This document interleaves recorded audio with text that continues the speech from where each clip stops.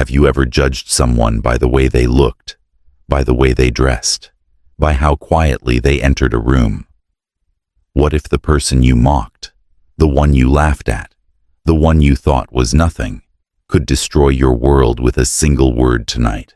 You will witness how arrogance is punished, how prejudice is exposed, and how a single woman in simple clothes tore apart a fortress of power without ever raising her voice. Stay with us, because what happens next will leave a scar on your soul. The revolving doors of Sterling Heart Medical Center spun slowly under the soft gray sky, the lobby beyond gleaming with marble floors and towering glass walls, a palace built for the privileged, the rich, the powerful.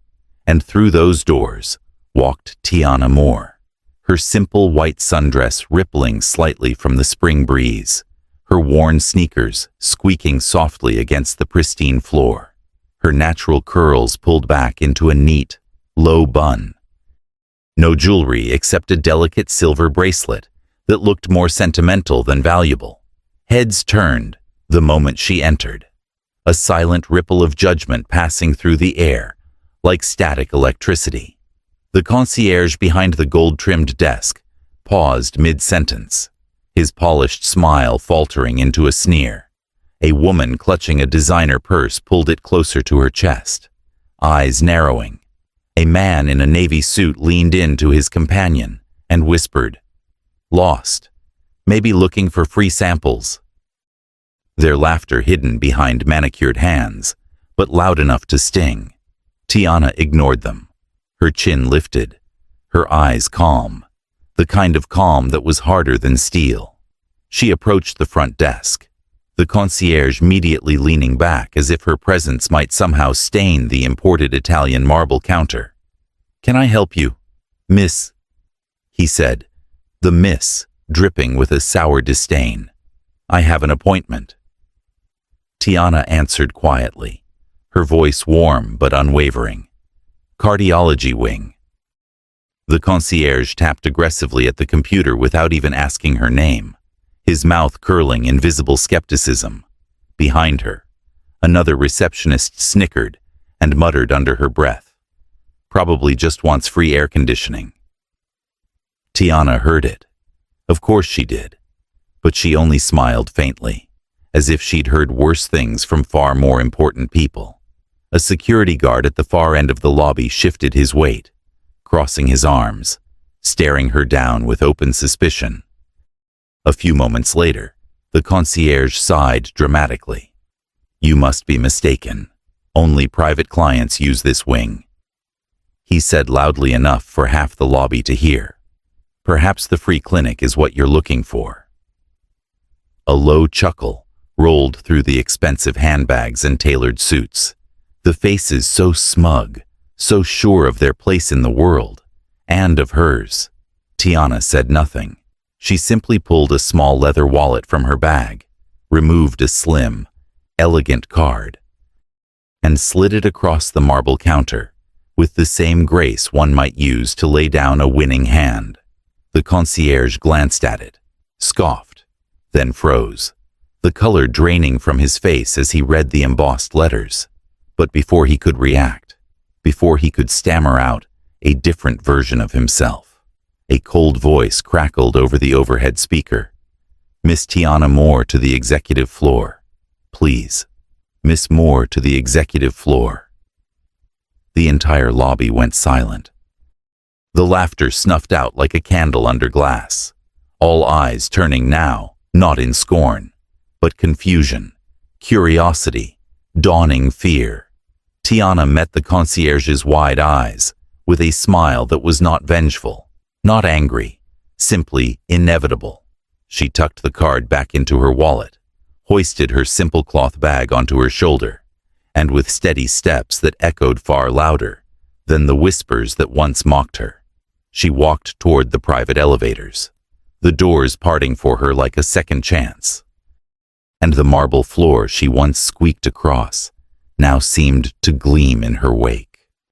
As Tiana waited by the private elevator, a nurse in scrubs adorned with designer logos passed by, her eyes raking over Tiana's simple dress, her lip curling in disdain, before she turned to a nearby orderly and muttered loudly enough for the marble walls to carry.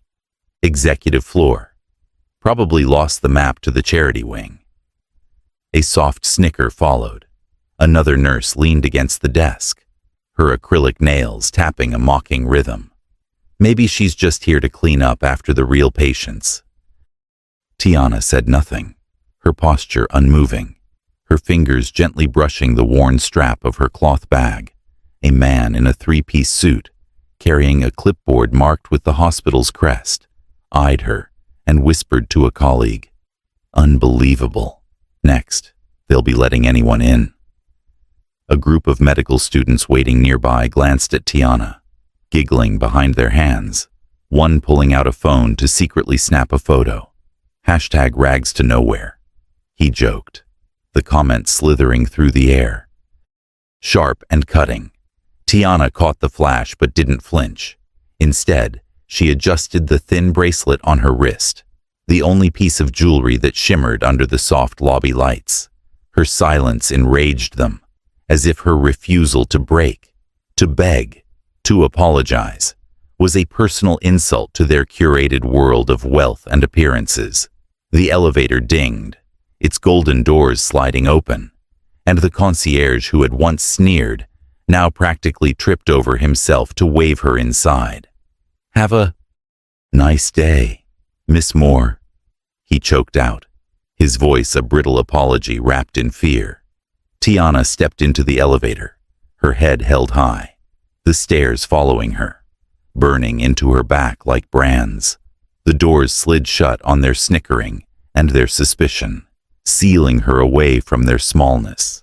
And as the elevator hummed to life, Tiana exhaled, not with defeat, but with the quiet strength of someone who had been underestimated her entire life and knew that endurance was its own kind of revenge.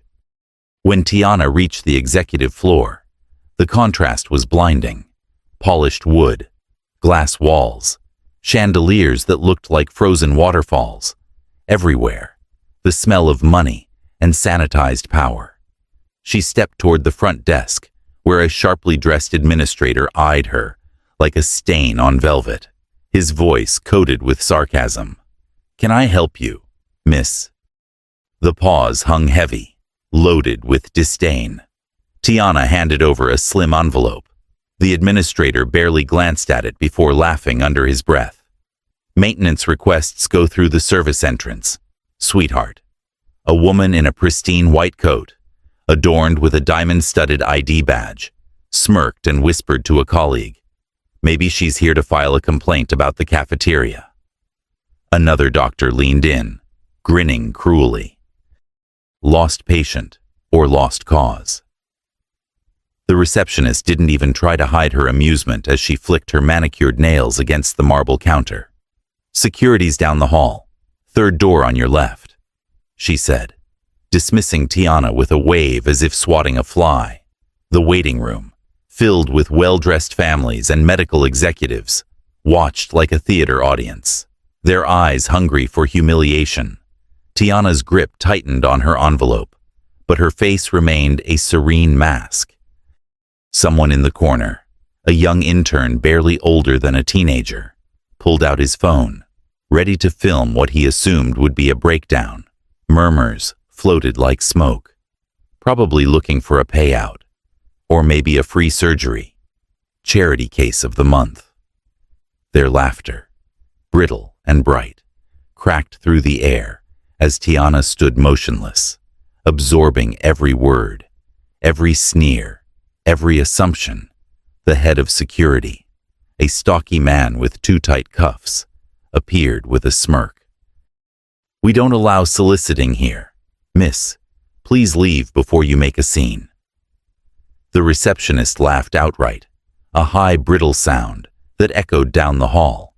"Or before she lowers our property values."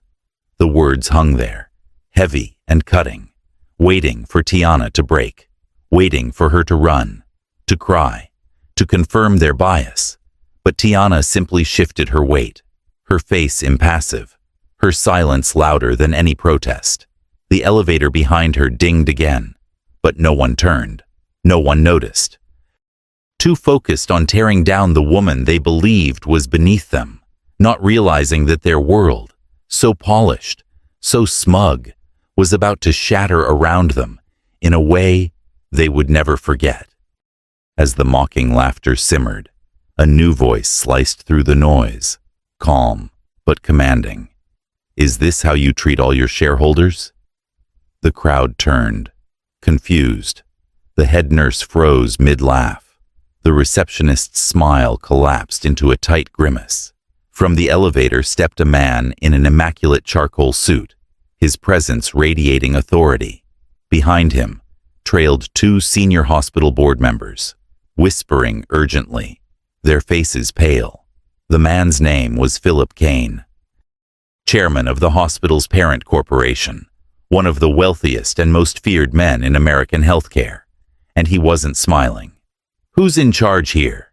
he asked, his gaze sweeping the room like a blade. No one answered. No one dared. The administrator who had mocked Tiana earlier shrank behind his desk. A woman dropped her clipboard with a clatter. Philip's eyes found Tiana, standing still, envelope clutched in her hand. He stepped forward, offered his hand with a kind of deference that made the entire room tense. "Miss Tiana Brooks," he said loudly enough for everyone to hear. "Our newest majority shareholder." Silence fell like a hammer. Jaws dropped. A few gasps escaped. One woman actually stumbled back into a chair. "Majority shareholder," someone whispered, incredulous. Philip nodded, turning to the stunned crowd. "Miss Brooks recently acquired controlling interest in this hospital network," he said, each word dropping like a stone in a dead pond. "She owns 51%. A ripple of disbelief coursed through the room. The intern who had been filming dropped his phone with a crack. The security guard who had tried to usher Tiana out turned pale as marble.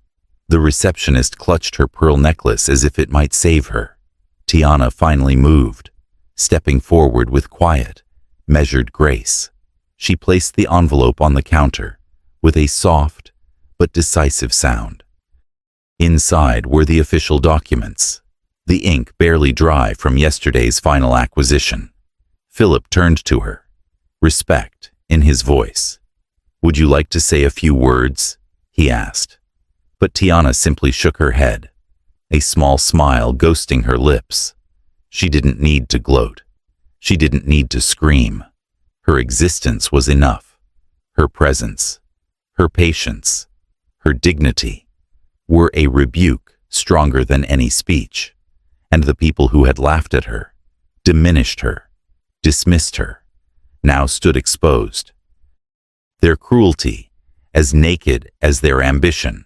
And for the first time, they realized that the woman they had tried to tear down could destroy them all with a single word. The administrator finally found his voice, stammering, There must be some mistake." But Tiana only tilted her head slightly, her eyes calm, almost pitying. Philip Kane stepped closer, his voice sharpened to a blade.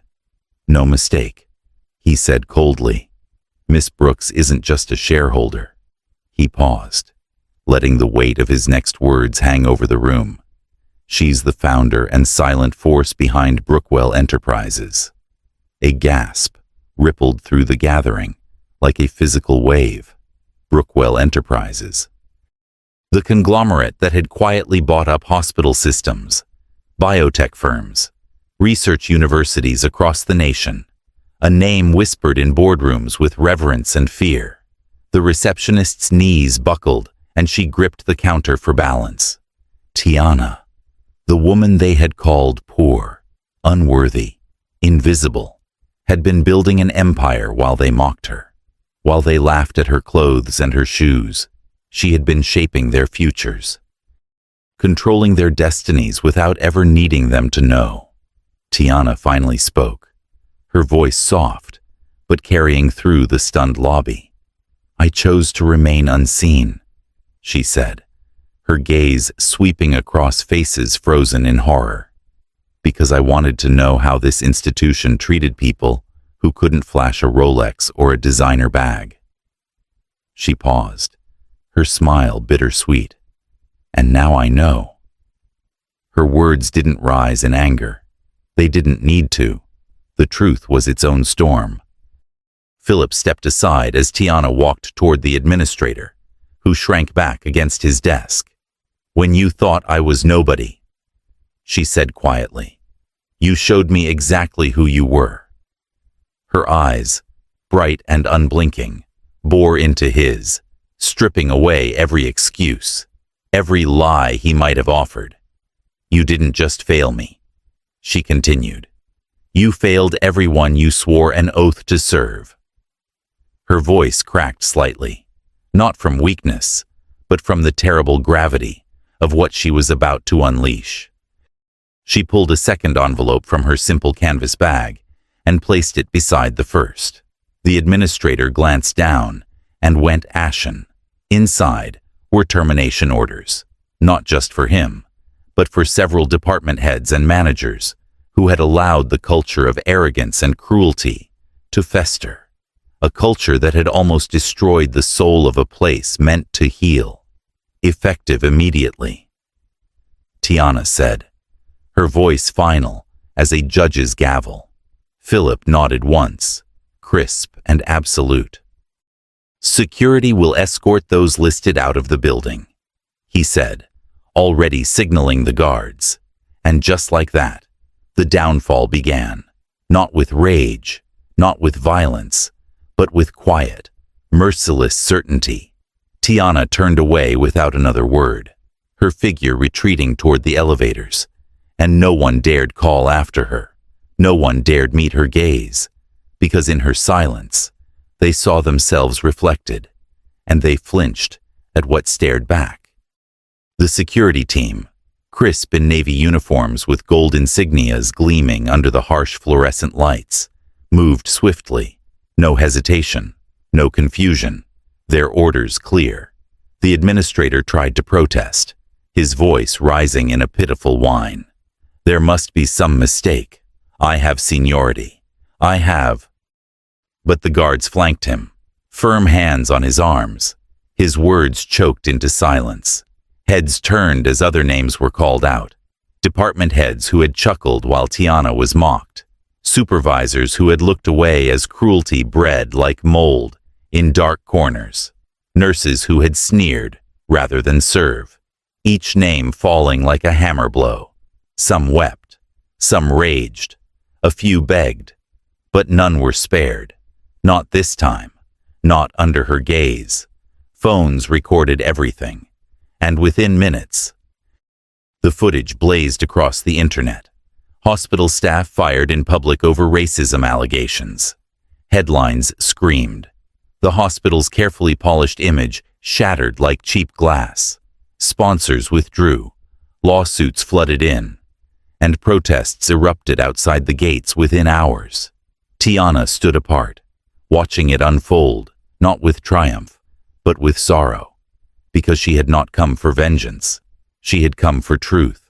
Philip approached, a respectful distance between them. "The board has also authorized your plan," he said, his voice low, reverent. "Complete restructuring, top down." Tiana nodded once. "It's not enough to remove the rot," she said, her voice cool, but not unkind. "We have to plant something better." Behind her, through the glass doors, the chaos continued. Men and women escorted out into a world that now judged them with the same cruelty they had once shown to others. And still, Tiana did not gloat. She turned her face toward the future, unshaken, unyielding. She was not the storm. She was what came after, the clean, sharp air that left no place for rot to hide. Philip hesitated, then said softly, "They'll tell stories about today." And Tiana allowed herself a small, weary smile. "Good." she said. Maybe they'll finally learn who to underestimate. Amidst the wreckage, there were a few faces that shone like quiet stars, unnoticed before, but now unmistakable. Tiana had seen them, had remembered every small act of grace. A nurse named Elena, young, with shy eyes but steady hands, the one who had gently offered her a glass of water, without a second glance at her clothes. A janitor named Marcus, who had nodded respectfully and held a door open when others had slammed it shut, and an elderly volunteer, Mrs. Hanley, whose whispered words of kindness had been the only balm in that long, humiliating morning. Tiana called their names aloud in the same lobby that had once echoed with laughter at her expense. Voices hushed. The cameras turned, capturing this new moment. "Elena Rivera," Tiana said, her voice carrying without force, but with undeniable authority. "You are promoted to lead nursing supervisor, effective immediately." Elena gasped, hands flying to her mouth, tears spilling. "Marcus Bell." Tiana continued, "Facilities director, starting today." The janitor, stunned, straightened his shoulders, pride blooming on his face. "Mrs. Hanley," Tiana said at last, "you will head our new patient dignity program, ensuring no one is ever treated the way I was." The old woman's lip trembled as the crowd, finally understanding the tide had shifted, erupted into applause, and for once, it was pure, it was real. Tiana did not smile for the cameras. She smiled for them, the ones who had seen a person where others had seen only a target. In that moment, the hospital became something new. Not because of marble floors or polished awards, but because kindness, simple and small, had been honored above status, above appearance, above fear. And Tiana knew it was the beginning of something bigger, something worth fighting for, something that might actually last. When the lights dimmed and the crowd thinned, Tiana stood alone in the grand atrium of the hospital. The same floor that had once reflected her humiliation now reflected her silent triumph. She walked slowly across the marble tiles, her simple dress fluttering gently with each step. No security detail, no entourage, just herself, pure and undeniable. She paused beneath the great chandelier, its cold brilliance scattering light across her skin like 1,000 shattered apologies. She faced the remaining cameras, the ones still desperate for another soundbite, another headline, and for the first time, she chose to speak for herself, not out of anger, not out of vengeance, but from something deeper, something untouchable. "You saw fabric and decided my worth," she said, her voice calm but steeled with truth. "You saw shoes and decided my humanity." Her eyes swept the reporters, the executives lurking in corners, the nurses who dared not meet her gaze. "You saw your reflection in me and judged yourself superior." She paused, letting the silence stretch, daring them to look, really look. "But my dignity was never yours to grant." Her hands, unadorned by jewelry, unfolded at her sides, open, fearless. "It does not hang on the threads of a designer label," she said. "It does not sit in the leather seats of a luxury car." Her voice softened, but the impact only deepened. "It lives here." She touched her heart, slow and deliberate. "And it burns brighter than any wealth you could ever hoard." The weight of her words sank into the marble itself, into the breathless chests of those who had once mocked her, into the future she was forging with each syllable. Tiana did not need applause, did not need forgiveness. Her existence, her survival, her relentless grace, was the loudest rebuke of all. When she turned to leave, the cameras stayed frozen, the audience too stunned to move. Only the sound of her footsteps echoed.